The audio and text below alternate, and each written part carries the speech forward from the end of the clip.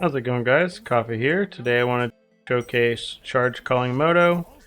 This character has, I would say on average, it's probably around like 1.2 bill DPS for me right now, with the spike DPS that you can kind of get on it when everything kind of lines up. It does spike upwards to like 2.5, 3, a little over 3 billion sometimes. It definitely performs worse on a golem than it does in reality. Just because of how much stuff you're kind of lining up and the fact that you spawn more mechanical parts off of extra minions that are in the map. So as you can see here, the damage is kind of going up, but it does vary quite a bit. So I would again call the average closer to 1.2, though again you do get these spikes upwards to 2.5, 3 mil, things like that. In regards to the what we're actually using here for the hero traits and memories, you want to be using this overloading core here with this base physical damage based off of the maximum life of the minion, and then this critical strike damage for minions for each mechanical part. For your hero memories here, you want to be running this base percentage chance of the player's max life to the base life of the minions, as well as this additional self-destruct damage. This can get quite expensive though. Like I think this one, even with tier 2 and tier 3, is like almost 100 FE. I got this one as a drop, so while you don't have these, my recommendation is to just buy one of the ones with either one of these mods, and then just get like a generic minion critical strike damage mod, or one of these mods here that's critical strike damage for each mechanical part you've gathered recently. And then you want this heroic sacrifice here from Dominion of the Iron Pack. This thing typically goes down to like 500 FE. There are times where you'll see it'll pop up at like 1500, but if you just be patient, it does end up going down in price. Let's see what it is right now. So there's one up for 600. That's about what they go for. If it does sell, that they typically end up going for that. When they get posted for more than that, they don't sell. So they end up working themselves down again pretty quickly. Yeah, you can use those as fine, which is going to give you both of these level 80 traits here. This one here is going to be the one that when it consumes mechanical parts to just immediately summon another troop, or another minion rather, with overload, that is going to end up immediately exploding. Because of the traits over here that basically set it, or one of these at least, I think it's this one maybe. There's one of them that makes the minions basically explode this as soon as they get overload. This one right here. Quick battle makes them explode as soon as they get overload. And then so this is basically forcing them to get overload, and then what we're getting with the extra hero memory is this, which is mainly just additional chance for mechanical parts. And this is what I mean with defeating an enemy. So when you are fighting monsters, you will start getting a ton of mechanical parts, so your damage will kind of explode. When there's a pack of mobs, your damage will get even higher. And then we have this overload effect for every mechanical part, and then this this extra damage based on the overload effect. So most of the time we're floating around maybe 20 parts gathered in the last, however many seconds, and then that's what's giving us an extra damage boost with this memory, as well as it just increases the consistency of what we're going to kind of get here. So everything we're doing is basically, again, just scaling off of these mechanical parts. As you can see here, like even if I don't even click any buttons, this is like fully AFK, a billion damage, basically. This does basically continue to scale. The biggest things that you are using to scale your character are going to be minion levels, as well as crit damage. You do have to use a Warden's Breastpin on this. If you are going to buy the expensive one, you want one with the corruption on this one right here, to where it gives you like 130% of your critical strike rating and critical damage is applied to your minion. And then that's where you're going to get the biggest scaling out of the build. For the weapon itself, you want to be running something similar to this. You're basically aiming for this like plus 10 or higher. You want minion damage for the last prefix, and then for your suffixes, you preferably want double critical damage.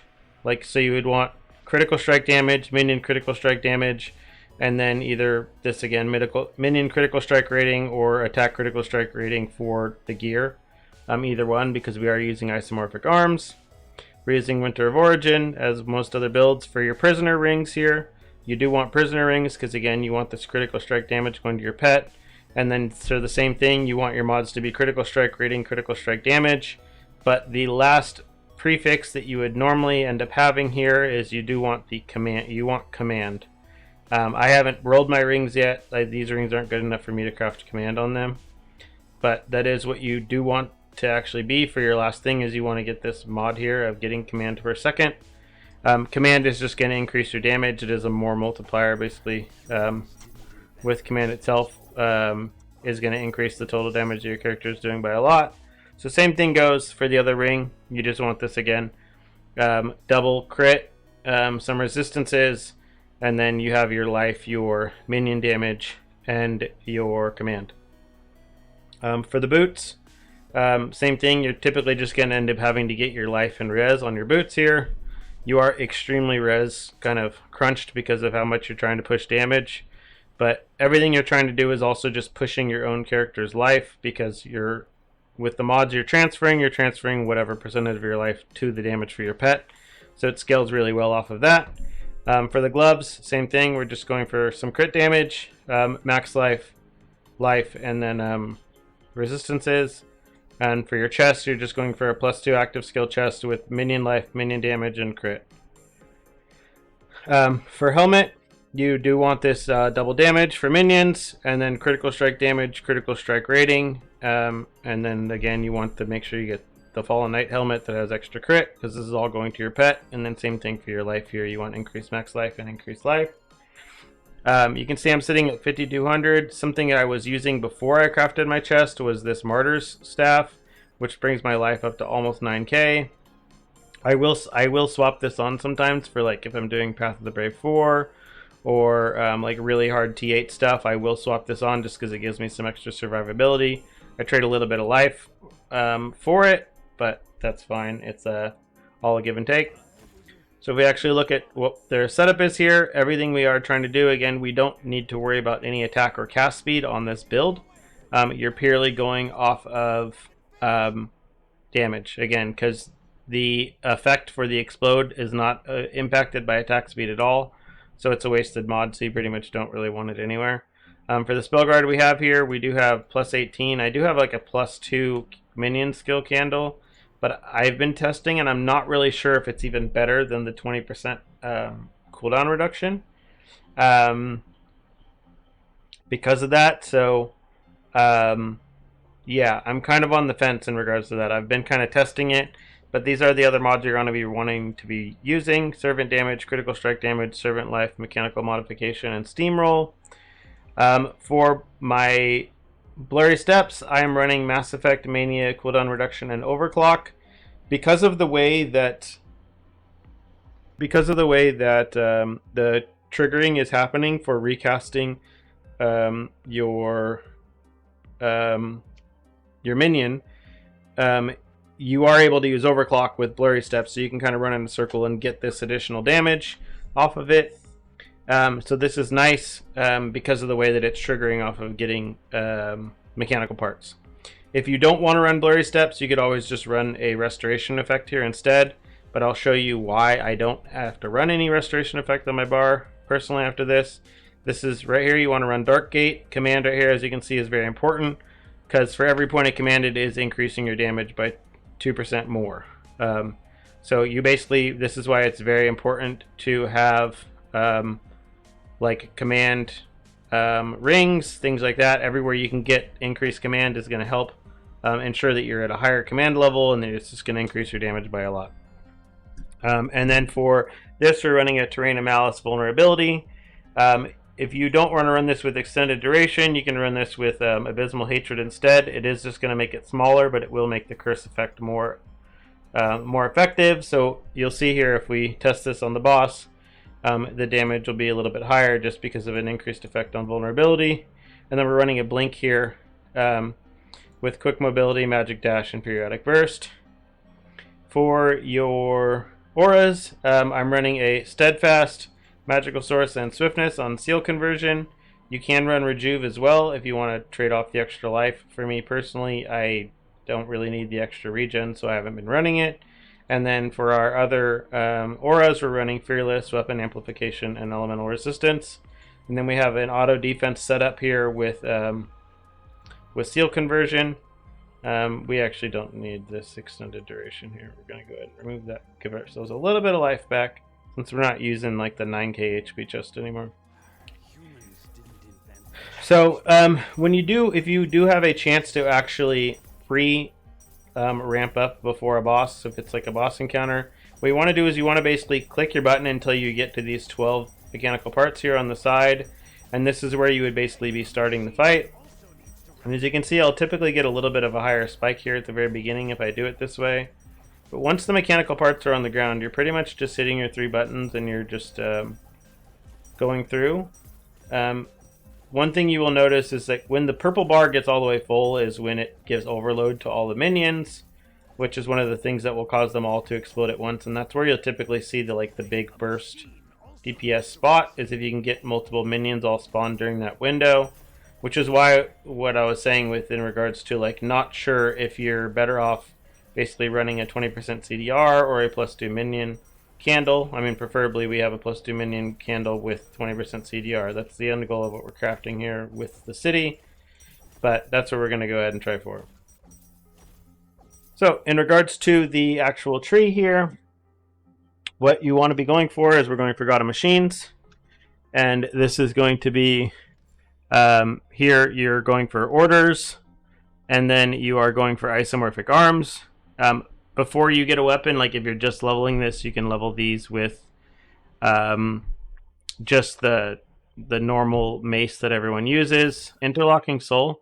You want to buy these, just get at least one of them with the corruption here, where you gain life whenever you're using a summon skill, and that will ensure that you can sustain. You'll have a very extremely smooth leveling experience. These aren't going to be very expensive with the corruption. I think they're only a couple FE, so yeah, they're like 2 FE or something. It's not a big deal. So you do want to level with those as you start off, and then once you actually get high enough, then that's when you swap to Isomorphic Arms once you have your weapon. Other than that, we're just going again for all the minion damage, all of the maximum life, cooldown recovery speed, crit. We don't care for minion attack and cast speed, so we only put the minimum required points into this, and then everything else is just extra command, extra minion skill levels, and then extra life regen. For the next tree, going to be the same thing: life, damage, crit strike rating, command, and then right here we want some elemental resistant armor, extra movement speed, and then maximum life and regen.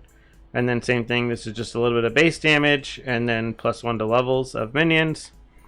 And for the last tree, oh yeah, for these two, we are running boss here. I get to run Burning Aggression for leveling, or if you, before you get your other thing, if you want the extra survivability, you can run Kinetic Conversion here, which just makes you insanely tanky. I have a Divinity Slate for Kinetic Conversion, so I can run Burning Aggression. Something I recommend for others as well, just because it just gives you a crazy amount of recovery. Same thing here, you can run Reflection if you want to run Reflection for extra damage on bosses, but I personally run Curtain whenever I'm doing T8 content, just because this, or even T7 stuff, because it means I can basically almost AFK in things when I'm running around. Because of Kinetic Conversion giving you barrier constantly, and this basically whenever you lose your barrier, it's going to heal 40% of your life. So you're basically constantly just getting a massive heal over and over and over again. And then for the last trait here, you are running Knowledgeable. You're just getting this +10 skill level. You can run Panacea if you want, but I don't even run a Restoration skill. So Knowledgeable for me is better, just because it's going to give extra damage that's going to be transferred to the minion instead of you. Same thing here. So just extra damage, life. We are picking up this erosion resistance. Early on, I was picking up this elemental resistance as well. You can grab some barrier effect or some regen instead, but if you need the resistance, just grab it here on the tree. It's going to help. We're taking this damage reduction here, extra armor, and then again, we're just getting life. And then we grab this sealed mana for aura skills, this aura effect, and then we're getting this extra blessings here. For your divinity slates, you're pretty much just going for, you do want one of these, just extra blessings on everything. And then if you're going to run Last God's Tears, you want these with either critical strike damage for every point of chaos, or you want them with minion damage for every stack of order. The minion damage ones are like 280 FE or something each, so I wasn't going to buy one. I got this as a drop, so I'm just using it, and it's fine. It's good enough. For your slates, you're pretty much just going for you want to buy these +1 synthetic troop slates. They're like 10 FE or something, preferably with a life roll on them as well if you can. And then you're basically just trying to roll for this. You're rolling for critical strike rating, critical damage, things like that. This is probably the worst slate I have. Or you're rolling for a slate like this, where you're just getting extra critical damage, extra minion damage, max life, synthetic troop skill, and then or this one down here where I ended up hitting +2, and then with a little bit of double damage and a little bit of damage. And then again, for your pedigree, you are just want to get one with kinetic conversion. I got one that had contingency on it as well, which is it's nice, right? It gives me a little extra regen for every time my life actually gets low, but it's not necessary. I can probably get a better one of these, to be honest, like with kinetic conversion and some sort of damage or +1, something like that. So I'm probably going to start looking for another slate here myself. For the candles, again, you want to be running either a minion. You want either like a +2 to minion skill levels or cooldown recovery speed. If you don't have either of these, then you are just going to be wanting to run minion damage or something similar. Let me go ahead and showcase a map. We can even do 7-2. That's fine. So we can kind of showcase something a little bit harder. We'll do Demimin because this is the best map in the game, in my opinion, still. So we're going to go ahead and run this and test it. So pretty much when you're running again, you are pretty much just getting to phase run through everything. You summon your pets. You want to make sure you don't overly click your skill for this, because it will just despawn them like before they go to charge. So you want to make sure you're not clicking it too often. But pretty much, if you've played something like Volatile Dead and PoE, that's basically what you're doing here. You spawn them, and if we do end up getting to a content where we actually are kind of standing and still, you will see that, like, because of the hitting, your amount of mechanical parts you're getting will just keep adding up, to where you'll get to a point where you start to snowball how many mechanical parts are on the ground and how many you're picking up. So you see I instantly went to 12 there.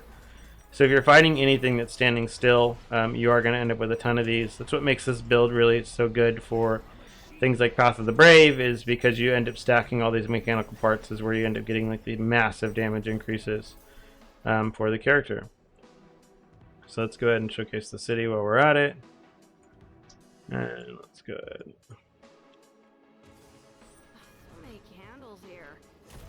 Again, it is pretty fast because of phase run. Once you are in place here, again, you're just spawning your stuff. You're hitting your Dark Gate on cooldown. You're hitting your vulnerability on cooldown. And then you can see the minions are just repeatedly spawning themselves and exploding.